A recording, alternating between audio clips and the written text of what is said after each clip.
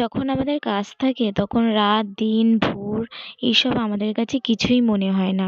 15ই জানুয়ারি আমার একটা আশীর্বাদ মেকআপ করানো ছিল। তো আমি ভোর 5টার সময় উঠে পড়েছি। তো উঠে দেখি রাস্তায় কোনো অটো নেই। তো আমার বাবা আমাকে স্টেশন পর্যন্ত আমাকে এগিয়ে দিয়ে এসেছিল। এরকমভাবে যেতে আমার কষ্ট হচ্ছে। কটায় বেরোবে বাবা? 6টা? অটো 6টায়? কী করে যাবো? এরকম করে বলতে আমার কষ্ট হচ্ছে।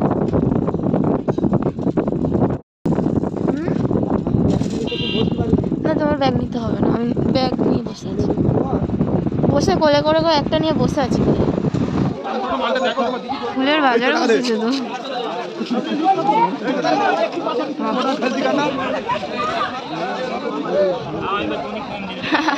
হ্যাঁ, ভোরবেলা আসলে অনেক আসি না। নামিয়ে দাও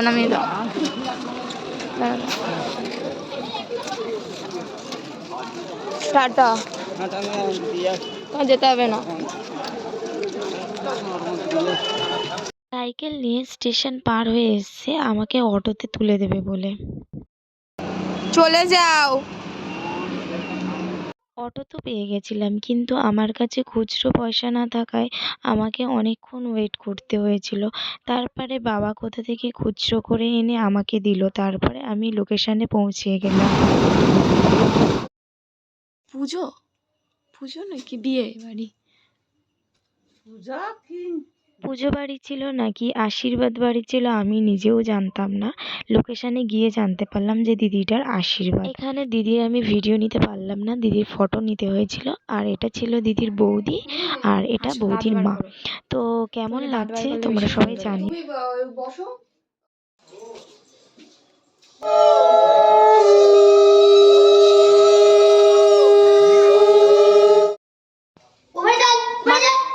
মারে না। আরে উপরে যাচ্ছে না। এই কামড়ে দি। উপরে যাও, কেউ নেই নিচে। যাও উপরে যাও।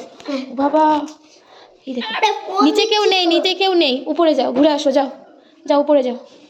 মারপিট করে না, যাও উপরে যাও।